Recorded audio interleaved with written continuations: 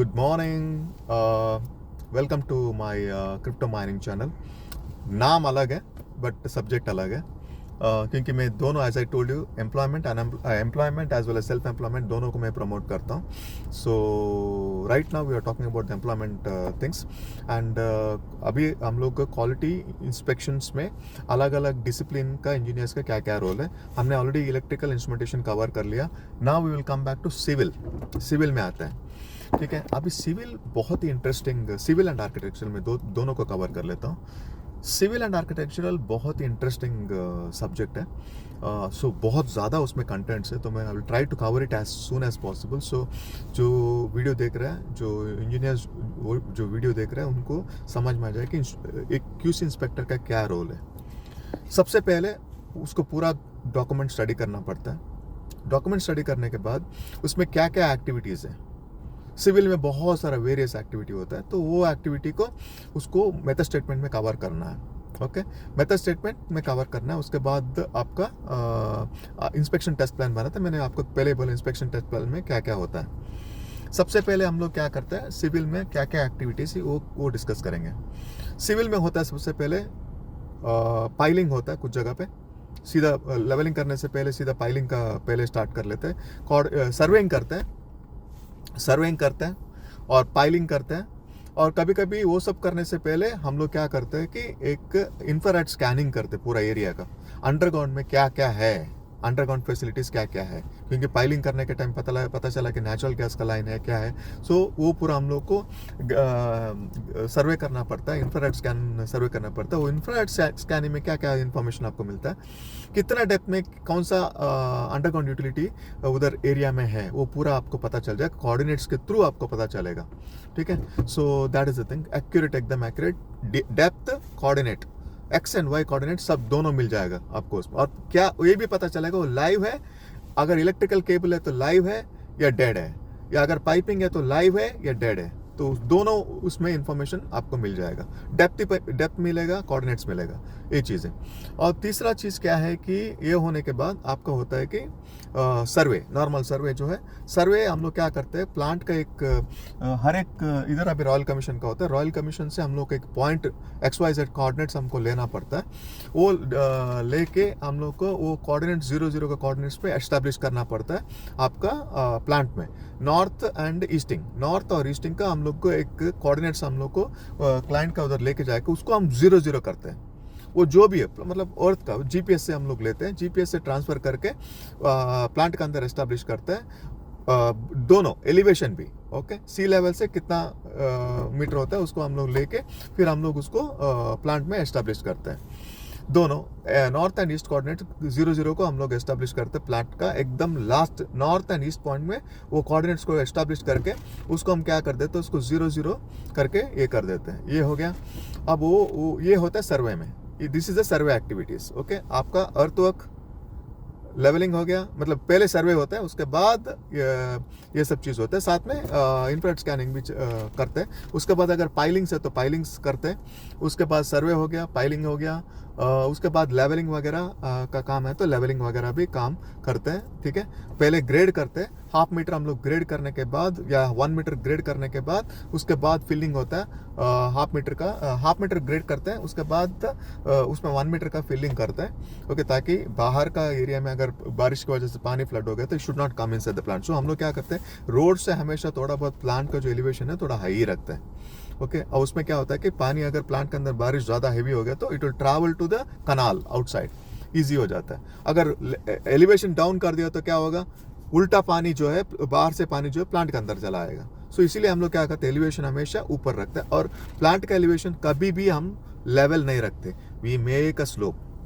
ठीक है, we make a slope towards this one. जब रोड पे आ जाता है, कनाल का लेवल पे आ जाता है तो वो लेवल पे आ जाता है, मतलब एंड टू पॉइंट ऐसा रहता है. हर एक किस में ऐसा स्लोप हम मेंटेन करके रखते हैं प्लांट में, मतलब किसी भी तरफ से वो फ्लोट होके बाहर चले जाए. ये एक डिज़ाइन होता है, लेवलिंग का रिक्वायरमेंट होता है. और वो हो गया. पहली चीज़। अब दूसरा उसके बाद होता है कंक्रीट एक्टिविटी। कंक्रीट में क्या होता है, दो टाइप का कंक्रीट होता है। एक तो पीसीसी मतलब विदाउट रिबार प्लेन कंक्रीट होता है, और दूसरा जो है स्ट्रक्चरल कंक्रीट बोलते हैं जिसमें रिबार वगैरह होता है। उसमें अलग अलग प्लेन कंक्रीट होता है आपका 1500 PSI का, और आपका जो ये स्ट्रक्चरल कंक्रीट होता है वो 3500 PSI से चालू हो जाता है, 4000 5000 PSI ऐसा करके, depends upon the requirement of the plant. अब सबसे पहला आपने आइडेंटिफाई कर लिया survey, piling, levelling, concrete, okay activities. उसके बाद बार बेंडिंग एक स्केड्यूल है, बार बेंडिंग एक्टिविटी है। जो बार बेंडिंग क्या करते हैं, जो एक प्लांट का जो डिज़ाइनर होता है, इंजीनियरिंग कंपनी होता है, उसने एक डिज़ाइन करके देता है, देखो इसमें इतना थिकनेस का रिबार इतना नंबर्स होना चाहिए, डबल लेयर में, सिंगल लेयर में, वर्टिकल में इतना होना चाहिए, फलाना फलाना। लेकिन वो पूरा डिटेल एक जगह का क्रॉस सेक्शन कट करके बताता है कि इतना है। हर एक फाउंडेशन का भी एक क्रॉस सेक्शन बना के देता है। That is not enough for the workers to perform the जो बार बेंडिंग करने वाला जो structural I mean rebar fitter रहता है, उनको वो इन्फॉर्मेशन काफ़ी नहीं होता।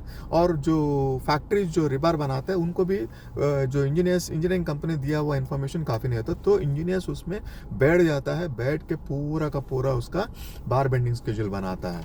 ओके, बार बेंडिंग स्केड्यूल कैसे बनाता है, इंडिविजुअल पीसेस कितना होना चाहिए, बेंड कितना होना चाहिए, एक्सटेंशन कितना होना चाहिए, ओवरलैपिंग कितना होना चाहिए, और उसके बाद वर्टिकल में कितना होना, चेयर का साइज क्या है, डिज़ाइन क्या है, हर एक चीज़ को वो इंडिविजुअल पीसेस में बनाता है। और नंबर्स कितना चाहिए वो बनाता है, साइज कितना होना चाहिए, और वो कोटेड रिबार है या प्लेन रिबार है, और उस रिबार का स्ट्रेंथ भी डिफाइन करना पड़ता है, वो भी हम लोग को बताना पड़ता है। जो फैक्ट्री में हम जो ऑर्डर प्लेस करते हैं तो उसको पूरा बनाते हैं। बहुत ही इंटरेस्टिंग ऑटोकैड। इसके लिए मैं बोला जो भी इंजीनियर्स है, चाहे किसी भी डिसिप्लिन हो, ऑटोकैड, माइक्रोस्ट्रक्शंस वगैरह में पूरा का पूरा हाथ साफ करें। अगर आप इंजीनियरिंग कंप्लीट कर पे घर में बैठे हुए, आपका कोई भी रिश्तेदार कोई भी प्लांट में काम कर रहा है तो उधर से ड्राइंग मंगा लीजिए, और पूरा का पूरा ड्राइंग को आप उसमें डाल दीजिएगा, और हर एक फाउंडेशन का आप घर में बैठ के उसका बार बेंडिंग स्केड्यूल कीजिए। हाथ तो इतना साफ कीजिए कि आपके पास कोई भी अगर ड्राइंग आ जाए तो मतलब आप 1-2 घंटे के अंदर बार बेंडिंग स्केड्यूल बना के छोड़ दें। मतलब इतना अपने आप को ब्रश अप करना है। देन बिलीव मी, हर एक जगह पे बार बेंडिंग स्केड्यूल करने वाला बंदे का रिक्वायरमेंट है, ड्राफ्ट्समैन का रिक्वायरमेंट है, और इंजीनियर्स का रिक्वायरमेंट है। ओके, आप उसमें मास्टर बन जाओगे। आप कहाँ कहाँ उसमें अगर आप वो सीख लिया तो कहाँ कहाँ आप जॉब कर सकते हैं। एक तो कंस्ट्रक्शन में तो है ही, इंजीनियरिंग कंपनी में भी रिक्वायरमेंट रहता है। और जो प्रीकास्ट वगैरह बनाता है, बहुत अभी आजकल जितना भी बड़ा बड़ा ये होता है, जो प्लांट का जो वॉल्स होते हैं वो प्रीकास्ट होता है, कंपाउंड वॉल होता है वो प्रीकास्ट होता है। ओके, हर एक जगह का वेयर हाउस हो गया, हर एक जगह का जो वॉल होता है वो ज़्यादातर प्रीकास्ट प्रीफर करते हैं। और जो बिल्डिंग्स वगैरह, जो हाउसिंग कॉलोनी वगैरह जो इधर जो बनाते हैं, जो उसका जो बिल्डिंग इंडिविजुअल विला का भी वो लोग क्या करते हैं, प्रीकास्ट का ही लगा देते हैं। कोई टेंशन नहीं, आया बनाया लगाया, बोल्टिंग किया, टाइटिंग किया, ख़त्म हो गया।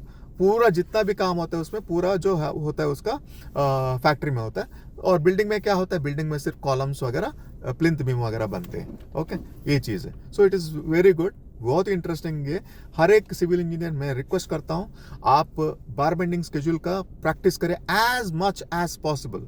अपने हाथ को इतना ब्रशअप करें, आपको जब आपके हाथ में ड्राइंग दिया, मेन ड्राइंग जो लेयर जनरल अरेंजमेंट ड्राइंग दिया, आप उसको फटाक से करके ब्रेक डाउन करके हर एक फाउंडेशंस का, हर एक बीम का आप बार बेंडिंग स्केड्यूल बनाना चाहिए। मतलब उतना आपने आपको ब्रश अप करना है। आपको वो स्किल आपको लाइफ टाइम तक अर्निंग देगा, और अपॉर्चुनिटीज हर एक जगह पे रहेगा। ओके, और आप जो भी आपने प्रोजेक्ट बनाया इंडिविजुअली अपने आप में, that itself give you the experience. जब कोई आपसे पूछेगा आपका क्या स्किल्स है, मेरा ये है सर, मैंने इतना ड्राइंग्स किया, आप देख लो। उसका ड्राइंग का एक A3 साइज का आप प्रिंट आउट लेके आप बोलिए, देखो ये पूरा मैंने किया, देखो ये मेरा सिग्नेचर है, मेरा ये है, और मैंने बनाया, ये पूरा मैंने अपना खुद बनाया। आई ब्रश्ड अप। मैं कम से कम दिन में 1 घंटे में मैं एक पूरा बना के दिखा देता हूँ करके। वो बोला बना लो, वो बना के दिखा देने का, दैट्स इट, ये हो गया। सो बारबेंडिंग स्केड्यूल का भी एक्टिविटीज़ है। सो ये पूरा जो होता है सिविल इंजीनियर जो क्यूसी इंस्पेक्टर है वो वेरीफाई करता है field inspection by using the bar bending schedule. Okay, bar bending schedule देख के करते हैं। तो अभी ये हो गया एक्टिविटी, बारबेंडिंग स्केड्यूल का एक्टिविटी हो गया। उसके बाद कॉन्क्रीट पोरिंग है, कॉन्क्रीट पोरिंग में एक्टिविटी है, मैं उसका इंस्पेक्शन में बाद में बताऊंगा। उसके बाद आपको कॉन्क्रीट पोरिंग होने के बाद क्यूरिंग एक्टिविटी है। क्यूरिंग होने के बाद हर एक फाउंडेशन का अंडरग्राउंड और अबव ग्राउंड, हर एक फाउंडेशन का क्या होता है कि एक कोटिंग होता है, वाटरप्रूफ कोटिंग होता है। वो वाटरप्रूफ कोटिंग अलग अलग रहता है। कुछ जगह पे ये लोग विटामिन कोटिंग अप्लाई करता है, कुछ जगह पे एपॉक्सी कोटिंग, कुछ जगह पे डर्माबिट, यानी कि डर्माबिट का एक थिक लेयर रहता है जो उसको हीट करके उसको प्लास्टिंग जैसा किया जाता है। ओके, जहाँ पे हाईली कोरोसिव, मतलब वाटर लेवल एकदम ज़्यादा लो ना, मतलब आधा मीटर खोदने के टाइम आपको अगर पानी मिलता है, ग्राउंड वाटर मिलता है, तो उस जगह पे क्या करता है, डर्माबिट प्रपोज करता है क्लाइंट। क्या होता है, नहीं तो otherwise all your rebars will be get rusted.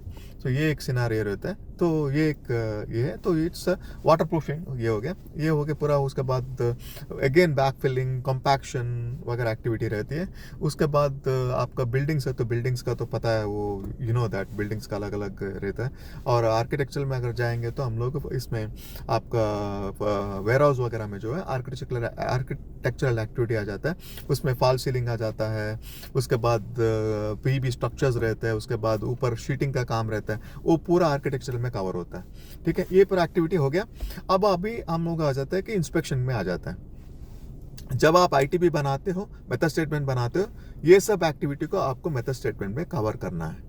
कौन सा इसमें एक्टिविटी है, वो पूरा उसका आपको एक मेथड स्टेटमेंट कैसे आप करोगे, उसका मेथड आपको डिफाइन करना पड़ेगा। उसके बाद आ जाते हैं इंस्पेक्शन टेस्ट प्लान पे। Inspection test plan as usual इसमें भी सेम, सबसे पहला मेटल पे आ जाता है। मेटल में आपको क्या क्या मेटल इंस्पेक्शन करना है, सबसे पहला आपको इंस्पेक्शन करना है आपका ग्रेड मेटेरियल, जो कौन सा मेटल आप यूज कर। देखो 2-3 टाइप का मेटल रहता है। एक ग्रेड सी होता है जो सैंड होता है। सैंड हमेशा स्वीट सैंड होना चाहिए, सॉल्ट सैंड नहीं होना चाहिए, स्वीट सैंड होना है ताकि कोरोजन ना हो। ओके, सो स्वीट सैंड होना चाहिए। उसके बाद आपका हो गया ये वाला, क्या नाम है आपका, ग्रेड मेटल होता है। ग्रेड में ग्रेड ए, ग्रेड बी ऐसा रहता है। उसमें अलग अलग रहता है कि मतलब 1 इंच से अगर ज़्यादा है तो ग्रेड बी कहला जाएगा, या 2 इंच ऐसा कुछ, 2 इंच या 3 इंच ऐसा कुछ रेंज रहता है। उससे कम रहेगा तो ग्रेड बी रहता है, ग्रेड ए रहता है, ग्रेड ए मेटल। उसमें क्या करता है, ग्रेड ए का जो क्या होता है, कॉम्बिनेशन ऑफ ये ब्लू कलर का जो स्टोन रहता है और सैंड रहता है और सॉइल रहता है, नॉर्मल सॉइल रहता है, वो तीनों को मिक्स करके ग्रेड ए मेटल बनाया जाता है। और उसमें क्या होता है कि अच्छे से वो कॉम्पैक्शन हो जाता है। उसका बाद में उसका मेटल का सीव होता है। हर एक फिलिंग मेटल का एक सीव एनालिसिस लेबोरेटरी में जाके वो लोग एक सीव बनाता है। वो सीव में एक प्रॉक्टर वैल्यू देते हैं, वो प्रॉक्टर वैल्यू को यूज करके उसको टेस्टिंग करना पड़ता है, कॉम्पैक्शन टेस्टिंग। ओके, तो सबसे पहला अभी मेटल इंस्पेक्शन में क्या है, चेक करते हैं, सीव एनालिसिस रिपोर्ट चेक करता है इसका ग्रेड मेटल का। हर एक का ग्रेड मेटल आपके पास सैंपल आ जाए तो उसका सीव बना लेते फैक्ट्री से। वो सीव एनालिसिस को क्यूसी इंस्पेक्टर वेरीफाई करना पड़ता है और क्लाइंट को जाकर दिखाना पड़ता है, देखो ये मेटल है और ये उसका सीव एनालिसिस रिपोर्ट है। सो इस तरह से। उसके बाद हो गया आपको स्टील हो गया, रिबार हो गया। मैं as a told you, rebar में अलग अलग साइज रहता है, 10 mm का रहता है, आपका 16 mm का रहता है, 12 mm का रहता है, बड़ा भी रहता है 20 mm, 1 इंच का रहता है, बड़ा भी रहता है मोर देन 1.5 इंच का, बड़ा हेवी साइज का भी रहता है, डिफरेंट साइज। ये हो गया। उसके लिए क्या होता है कि वो इंस्पेक्शन कैसा करता है, उसका एक एमटीसी आता है, मिल टेस्ट सर्टिफिकेट आता है। वो मिल टेस्ट में स्ट्रेंथ और यूजुअली ये नहीं होता, उसमें ये हीट नंबर्स होते हैं और ये भी रहता है उसका मैकेनिकल प्रॉपर्टी, केमिकल प्रॉपर्टी वगैरह पूरा उसमें डिफाइन किया था। स्ट्रेंथ इज इंपॉर्टेंट, उसमें स्ट्रेंथ डिफाइन किया, यील्ड स्ट्रेंथ पूरा डिफाइन किया रहता है, कंप्रेसिव स्ट्रेंथ, यील्ड स्ट्रेंथ पूरा डिफाइन किया रहता है। उसको कंपेयर करना है आपका इसका जो डिज़ाइनर का जो रिक्वायरमेंट को आपको कंपेयर करना है और उसको क्लाइंट को ऑफर करना है। ये हो गया ये चीज़। उसके बाद कोटिंग, कभी कभी एक बेर स्टील का भी रिक्वायरमेंट रहता है और कोटेड स्टील का। कोटेड इसमें उसका पेंटिंग का एक अलग एपॉक्सी पेंटिंग रहता है। एपॉक्सी पेंटिंग का अलग से एक सर्टिफिकेट देते हैं वो लोग, वो अलग से एक सर्टिफिकेट मिलेगा। एमटीसी और एपॉक्सी कोटिंग का सर्टिफिकेट दोनों रहता है, दोनों को अटैच करके आपको क्लाइंट को सबमिट करना है, ये चीज़ है। और उसके साथ में क्या बोला था मैंने, मेटल अप्रूवल रिक्वेस्ट, वो अप्रूव्ड रिक्वेस्ट आपके हाथ में होना चाहिए जब आप इंस्पेक्शन करते हो मेटल का। ये रिबार का हो गया। उसके बाद कंक्रीट का। कंक्रीट में हम लोग क्या करते हैं, कंक्रीट के लिए मिक्स डिज़ाइन एक रिपोर्ट रहता है जो हम इस पे मंगा लेते हैं। जो बैचिंग प्लांट रहता है वो बैचिंग प्लांट से हम लोग मिक्स डिज़ाइन ये रहता है, मिक्स डिज़ाइन हम लोग ये मंगा लेते हैं। तो उस वो मिक्स डिज़ाइन को अटैच करना पड़ता है, अलग अलग के लिए अलग अलग। प्लेन कंक्रीट के लिए अलग 3500 का अलग रहता है, 4000 का अलग रहता है, 5000 का अलग रहता है। ओके, अलग अलग कंक्रीट का अलग अलग मिक्स डिज़ाइन ये रहता है, रिपोर्ट रहता है। वो डिज़ाइन जिसको हम लोग क्लाइंट को सबमिट करते हैं और क्लाइंट अप्रूव करता है। उसके बाद हम उसको बैचिंग प्लांट में सबमिट करके बैचिंग प्लांट को बोलते हैं हमको ये पर्टिकुलर डिज़ाइन का कंक्रीट चाहिए, कितना केजीज वगैरह वगैरह। तो उसका भी इंस्पेक्शन ऐसा होता है। उसमें क्या होता है कि कंक्रीट में हम लोग कंक्रीट लेके नहीं आते, क्योंकि कंक्रीट जब पोर करते हैं तभी कंक्रीट आता है, सैंपल वगैरह कोई लेके नहीं आता। ओके, सो वो मिक्स डिज़ाइन सैंपल अप्रूव करते हैं, मिक्स डिज़ाइन को अप्रूव करते हैं, नॉट द मटेरियल। कंक्रीट में मिक्स डिज़ाइन अप्रूव होता है, कंक्रीट नहीं, कंक्रीट का मिक्स डिज़ाइन होता है वो अप्रूव होता है। जब कंक्रीट आता है तब उसका अलग एक इंस्पेक्शन रहता है, वो मैं अलग बाद में आपको बताऊंगा। ये हो गया कंक्रीट का। पेंटिंग का मैंने बोला, पेंटिंग का कैटलॉग रहता है, MSDS रहता है। वो MSDS में उसको कहाँ से स्टोर करना है, इंडोर स्टोर करना है, आउटडोर स्टोर करना है, उसका पॉट लाइफ कितना, मतलब ओपन ढक्कन ओपन करने के बाद कितना देर के बाद वो ये हो जाएगा, और उसमें कितना थिनर मिलाना है, उसका थिनर कौन सा है, उसमें प्राइमर कौन सा है, उसमें मिडिल कोट कौन सा है, टॉप कोट कौन सा है, वो सब उसमें डिफाइन किया रहता है। MSDS, material safety data sheet, उसका नाम है मटेरियल सेफ्टी डाटा शीट, ऐसा रहता है। वो हो गया। उसके बाद आपका हो गया पेंटिंग, हो गया ये हो गया, हो गया बहुत सारा आइटम्स जो है सिविल में। जैसे कि आपको मैनुअल हो गया, मैनुअल का कवर हो गया, वो बहुत ही हार्ड एंड स्टील में बना होता है, उसका एक अलग MTC रहती है। और ग्रेटिंग होता है, ग्रेटिंग भी कनाल वगैरह में जो ग्रेटिंग यूज़ करते हैं उसका अलग से होता है। फेंसिंग में जो फेंसिंग का ये रहता है उसका अलग रहता है। So everything is comes under civil. Civil में बहुत है, मैसिव है सिविल में। हम उसको मतलब आप डिफाइन करने बैठेंगे तो it is too much. Civil में डक बैंक आ जाता है, अंडरग्राउंड में जितने भी चीज़ आता है ना, इलेक्ट्रिकल इंस्ट्रूमेंटेशन छोड़कर बहुत सारी चीज़ आता है उसमें, मतलब सिविल आता है आता है। अब ये समझ लो कि एनोड इंस्टॉल करना है, तो एनोड में सिर्फ एनोड इलेक्ट्रिकल का आइटम होता है, बाकी पूरा बैकफिलिंग एक्टिविटी जो है वो सिविल में होता है। ओके, ये सब चीज़ होता है, तो वो सब चीज़ का मेटल इंस्पेक्शन करना होता है पहली चीज़। उसके बाद एग्जीक्यूशन में आ जाता है। सबसे पहले एज आई टोल्ड यू सर्वे करने होता है, सर्वे का पूरा सर्वे रिपोर्ट बनाया जाता है। मैंने बोला बाहर से सर्वे पॉइंट को एस्टेब्लिश किया था, उसके बाद नॉर्थ ईस्ट पॉइंट पे उसको 00 प्लांट का नॉर्थ ईस्ट एकदम नॉर्थ ईस्ट पॉइंट पे उसको 00 किया जाता है। फ्रॉम द 00 हम लोग उसको लेते हैं, नॉर्थ से 0 ईस्ट से 0, उसके बाद ऐसा उसको ट्रैवल किया जाता है। So that is how it is. उसके बाद एक लेवल का एस्टेब्लिश किया था हम लोग, उसको बेंचमार्क नहीं बोलते, उसको डाटम लाइन बोलते हैं। वो डाटम लाइन को एक हम जगह पे एस्टेब्लिश किया था, वो सी लेवल से आई डोंट नो इट्स का 100 मीटर्स अबाव और ऐसा कुछ है उसका ये रहता है, या 10 मीटर अबाव ऐसा कुछ, ऐसा उसका सी लेवल का लेवल को 00 कर देते हैं। वहाँ से फिर हम लोग एस्टेब्लिश करते हैं, वो that is a datum line. Okay, so sea level को हम लोग एस्टेब्लिश करते हैं। Okay, that is how it is. या सी लेवल से 200 mm I don't know something like that वो एस्टेब्लिश किया जाता है, क्योंकि सी लेवल तो एकदम नीचे रहता है, तो उससे 200 mm या 300 mm या 1 मीटर या समथिंग लाइक करके उसको एक डाटम लाइन का एस्टेब्लिश किया जाता है। That all covers in the survey. Survey कौन करता है? सर्वेयर करता है। लेकिन बहुत इंटरेस्टिंग काम है सर्वे का भी। मैं आपको सभी सिविल इंजीनियर को बोलता हूँ, सर्वे अगर आप सीखते हो तो surveying also it's a best thing. Surveying instrument use करना बहुत ही आजकल हाई रेजोल्यूशन का सर्वे इंस्ट्रूमेंट आता है, उसमें अलग अलग होते हैं, डंपी लेवल होता है और थियोडोलाइट होता है, वो पूरा मिलाकर एक ही इंस्ट्रूमेंट होता है जो आपका क्या बोलते हैं, I forgot that name of that instruments, आप देख लीजिएगा। वो बहुत ही वो डिफाइन, आप एक जगह पे बैठ के स्टाफ को रखो और दूसरा आपका हेल्पर को बोलो स्टाफ को दूसरी जगह पर रखा, वो आपको डिस्टेंस में मेजर करके बताएगा। Okay, that is how it is. So उसको क्या बोलता है, I forgot the name of that survey instruments. So तो ये चीज़ होता है, बहुत इंटरेस्टिंग है, वो आप सीख लो। Other than bar bending, this is the one thing आप सीख लो, ब्रश अप करो अपने आप को। और आप लोग कॉलेज में भी आप लोगों को शायद प्रोजेक्ट में आपको रोड का पूरा मेजरमेंट कराते हैं, तो उसको आप अगर कोई भी सर्वेयर आपका टच में है, आप सर्वेइंग सीख लो, पैसा दे के सीख लो भाई। आप 1 महीना उसके साथ पैसा दे के सीख लो। मैं बोल रहा हूँ आपको, ये पूरा गोल्डन स्किल्स है ये। कहीं पे भी जाओ, मिडिल ईस्ट में, यूरोप में, कहीं पे भी जाओ, ये स्किल आपको पैसा कमा के देगा। अगर आप मान के चलो कि आप हायर स्टडीज के लिए आप यूरोप कंट्री जा रहे हो, you don't need to go and wash the utensils, you don't need to sweep, you don't need to clean the toilets. आप सर्वेयर बन सकते हो, सर्वेयर का असिस्टेंट बन सकते हो। Okay, you can do all those things and by through आपको अच्छा डॉलर मिलेगा, आपको अच्छा पेमेंट मिलेगा उसमें। ओके, सर्वेयर का रेट इंजीनियर से भी ज़्यादा रहता है। फॉर ए काइंड इन्फॉर्मेशन, मैं आपको सीधे सीधे बोल दूँ, सर्वेयर का प्राइस जो है सिविल इंजीनियर से भी ज़्यादा रहता है, क्योंकि उसका अगर एक गलती करता है तो पूरा का पूरा गलत हो जाता है।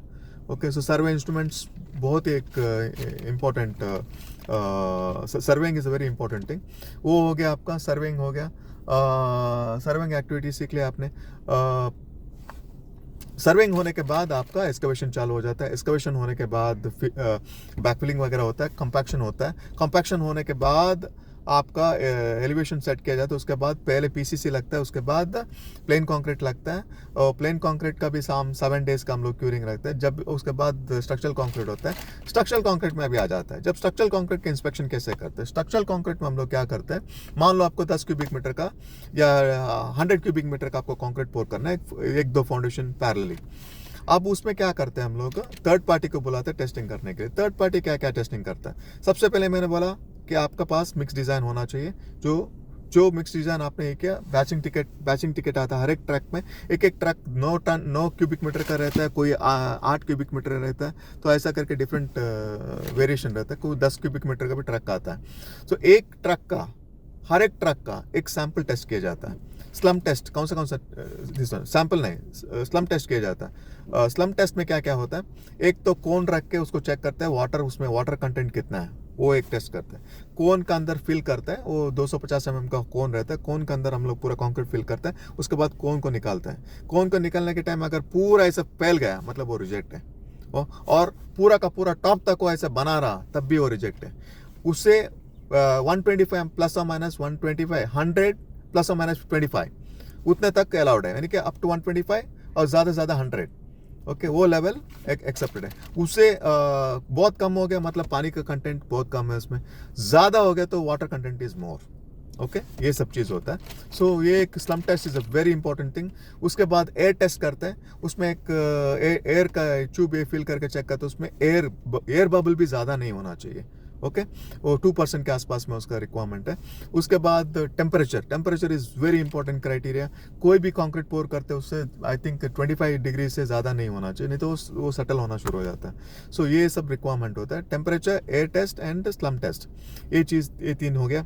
उसके बाद जब कंक्रीट पोर करने के लिए अलाउ कर देते हैं, ये पूरा क्राइटेरिया अगर हो गया तो कंक्रीट पोर के लिए अलाउ करते हैं। कंक्रीट पोर करने के बाद क्या होता है, कंक्रीट पोर करने से पहले मैंने बोला रिबार को पूरा फिट किया जाता है, रिबार का पूरा इंस्पेक्शन किया जाता है, बार बेंडिंग स्केड्यूल, बार बेंडिंग का पूरा असेंबल्ड पोजीशन में उसको इंस्पेक्शन, स्पेसिंग, ओवरलैपिंग, और एंड पॉइंट में अगर कोटेड रिबार है तो एंड पॉइंट पूरा टचअप हो गया, और उसका चेयर गैप, जो साइड का जो गैप होता है कितना होना चाहिए। यूजुअली हम लोग 75 mm रखते हैं, बॉटम का 50 mm रखते हैं, और ये सब चीज़ हम मेंटेन करते हैं। जो गैप्स वगैरह तो कंक्रीट कवर बोलते हैं उसको, मतलब रिबार से एंड तक सरफेस तक का जो गैप होता है उसको कंक्रीट कवर बोलते हैं। वो कवर जो है साइड में और टॉप में 75 mm रखते हैं मिनिमम, और बॉटम में जो है 50 mm रखते हैं, क्योंकि नीचे ऑलरेडी पीसीसी ऑलरेडी है। ओके, तो ये चीज़ है। ये पूरा इंस्पेक्शन होने के बाद कंक्रीट पोरिंग अलाउ करते हैं। कंक्रीट पोरिंग के अंदर मैंने बोला आपको कंक्रीट पोरिंग का क्या क्या इंस्पेक्शन है। उसके बाद ये पूरा होने के बाद अगेन सर्वेयर जब रिबार का फॉर्म वर्क पूरा हो जाता है तो सर्वेयर को उसको लेवल देना पड़ता है। ओके, लेवल वगैरह देना पड़ता है। और उसमें अटैचमेंट क्या क्या है, अगर मेटालिक अटैचमेंट कुछ है, मेटल का कुछ पीसेस अटैच करना है, वो पूरा वेरीफाई किया जाता है। और उसका जो एंकर बोल्ट वगैरह जो होता है, एंकर बोल्ट का एलिवेशन वगैरह भी क्रॉस चेक करते हैं। पूरा सर्वेयर का काम तो एंड तक है उसमें। तो इसलिए बोला surveying is one of the best this one position in the civil engineering, civil jobs में। और आप सीख लो, अच्छी बात है। ड्राफ्टिंग और सर्वेइंग दोनों चीज़ बहुत ही इंपॉर्टेंट है, इट्स वेरी इंपॉर्टेंट। ये हो गया, ये चीज़ हो गया इंस्पेक्शंस में। ये होने के बाद कोटिंग पूरा, ये कंक्रीट होने के बाद क्यूरिंग 7 डेज 14 डेज का क्यूरिंग होता है हर एक कंक्रीट पोरिंग में। मतलब हर ट्रक का नहीं, हर एक पर डे आपने 100 क्यूबिक मीटर का कंक्रीट मंगाया वो पर्टिकुलर डिज़ाइन का, तो उसमें क्या करते हैं हम लोग, 6 सिलेंडर्स हम लोग उसका सैंपल निकालते हैं। 6 सिलेंडर्स का हम लोग सैंपल निकालते हैं। वो 6 सिलेंडर्स में क्या करते हैं, वो उधर जाके लेबोरेटरी में वो एक सिलेंडर रहता है, उसका सैंपल हम बना के बेचते हैं। और थर्ड पार्टी क्या करता है, थर्ड पार्टी बनाता है, थर्ड पार्टी लेके जाता है और वो क्या करता है, उसको पानी में डुबा के रखता है, मतलब क्यूरिंग करता है उसका। 7 डेज के बाद 2 सिलेंडर निकालता है। निकालने के बाद मान लो आपने डिज़ाइन जो है 3500 PSI का डिज़ाइन है, उसका 75% स्ट्रेंथ में उसको क्रश करता है। ठीक है, अगर वो क्रश हो गया तो उस क्या करते हैं, वो 2 सिलेंडर क्रश करता है, क्योंकि कभी कभी एक सिलेंडर खराब होता है तो दूसरा मतलब ये होता है, तो वो दोनों अगर क्रश हो गया तो क्यूरिंग आपको कंटिन्यू करना है आफ्टर 7 डेज, यानी कि 14 डेज तक कंटिन्यू करना है। और दो जो सैंपल है वो 14 डेज के बाद उसको क्रश किया जाएगा। 14 डेज होते वो और 2 सैंपल जो है उसको क्रश करता है। क्रश करने के बाद पता चला वो भी रिजेक्ट है, मतलब क्रश हो गया, वो 75% में क्रश हो गया, यानी कि कंटिन्यू आपको करना है curing up to 28 days. 28 days में अगर पास हो गया तो अच्छी बात है, क्यूरिंग आप स्टॉप कर सकते हैं। कोई भी स्टेज में अगर पास हो जाता है, आप 7 डेज में भी अगर वो क्रश टेस्ट पास हो, कंप्रेशन टेस्ट बोलते हैं, क्रश टेस्ट बोलते हैं, क्रश टेस्ट पास हो जाता है, आप क्यूरिंग स्टॉप कर सकते हैं, अपना कोटिंग स्टार्ट कर सकते हैं। यानी कि 75% स्ट्रेंथ अगर अटेन हो गया तो over the period of time वो ये हो जाता है आपका, इट विल स्ट्रेंथ अटेन हो जाता है। तो उसके बाद 14 डेज नहीं तो 28 डेज में भी अगर पास नहीं होता, आखिरी 2 रहता है 20 डेज में, क्रश करने के टाइम में अगर वो सैंपल्स पास नहीं हुआ, देन इन दैट केस आपको करना क्या है, क्लाइंट के पास जाके इट इज NCR हो जाता है वो automatically, it is not non conformity हो जाता है अगेंस्ट द स्टैंडर्ड्स, यानी कि वो पास नहीं हुआ, स्ट्रेंथ पास नहीं हुआ। या तो आपको पूरा डेमोलिश करना है। डेमोलिश करने से पहले बहुत सारे टेस्ट करते हैं, उसका एक सैंपल निकालते हैं। हो सकता है कि जो सैंपल उसने लेबोरेटरी में लेके गया, हो सकता है कि उसने प्रॉपर क्यूरिंग नहीं किया हो फलाना का, तो इसका एक सैंपल निकालते हैं। ओके, सैंपल निकालने के बाद लेबोरेटरी में लेके जाके उसको क्रश करके देखते हैं। अगर वो सही निकला, अच्छा निकला, अबाउट 3500 निकला, it is okay, done, no problem. अगर वो नहीं निकला तो फिर हैमर टेस्ट वगैरह रहता है। कुछ भी पास नहीं हुआ तो उसको डेमोलिश करना है, कुछ भी नहीं, there is no question. Okay, अगर पूरा सही है, मतलब सैंपल निकाला वो सही है, हैमर टेस्ट किया वो सही है, क्रैक्स वगैरह चेक किया, कुछ प्रॉब्लम नहीं है, ओके, वो सब हो गया तो it is okay situation. Okay, usually क्या होता है कि सिविल में जो कंक्रीट में जो डिफेक्ट्स जो आता है, आपका क्रैक्स आ जाते हैं, आपका एयर बबल्स आते हैं, हानी कॉम्स होते हैं, जो फॉर्मवर्क और इसका कंक्रीट के बीच में ये करने के टाइम में वो वाइब्रेटर प्रॉपर यूज़ नहीं किया तो वो एयर ट्रैप हो जाता है, that is called Honey com. वो छोटा छोटा जो बबल्स रहता है वो एयर बबल्स की वजह से होता है, वो आपका ये होता है, एयर बबल्स ही बोलते हैं हम लोग उसको। तो वो पूरा उसको ये करके उसको फिलिंग करके उसको रिपेयरिंग करना पड़ता है। उसके बाद आपका कोटिंग का मैंने आपको बोला, एपॉक्सी कोटिंग होता है, कोई बिटुमिन कोटिंग होता है, नहीं तो डर्माबिट का कोटिंग होता है, अलग अलग टाइप का कोटिंग होता है। और उसमें जो फिटिंग्स होता है, मेटालिक फिटिंग्स, जैसे कि एंकर बोल्ट हो गया, उसका एलिवेशंस, उसका डायमीटर, उसका फलाना डिम सबको आपको इंस्पेक्शन करना है। फाइनल पूरा होने के बाद फिर बैक फिलिंग हो जाता है। बैक फिलिंग होने के बाद कंपैक्शन टेस्ट होता है। As I told you, compaction test sieve analysis में एक प्रॉक्टर वैल्यू देते हैं, वो प्रॉक्टर वैल्यू को डाल के उसमें कॉम्पैक्ट किया जाता है। रिक्वायरमेंट होता है 95% होता है। सैंड का अगर हो गया तो 90, अगर आपका मटेरियल है grade A material, grade B material, तो 95% आना ज़रूरी है, it's very important. Okay, that is the thing. और रोड वर्क्स भी सिविल में कवर होता है। रोड वर्क्स में भी एस्फाल्ट होता है और आपका अलग अलग वेराइटी ऑफ मटेरियल्स रहता है। I am not so specialised in civil, so आप देख लीजिएगा अपने तरफ से। So these are the activity in civil. Civil में भी आपको क्या करना है, एज बिल्ट बनाना पड़ता है। आपने कोई चेंजेस किया एलिवेशन में, या आपने नॉर्मल एंकर बोल्ट के बदले में आपने केमिकल एंकर बोल्ट यूज़ किया तो उसका एक अलग गे रहता है, तो उसका भी एमटीसी बनता है, फलाना डिम का बहुत सारा चीज़ रहता है, ठीक है। उसके बाद आपको पूरा होने के बाद, एज बिल्ट होने के बाद आपको हैंड ओवर पैकेज बनाना पड़ता है, अलग अलग इसका एरिया का अलग अलग पैकेज का आपको बना के देना पड़ता है। So that is all. It's a very interesting job, but most of the activity in civil is outdoor. Okay, good luck, thank you very much.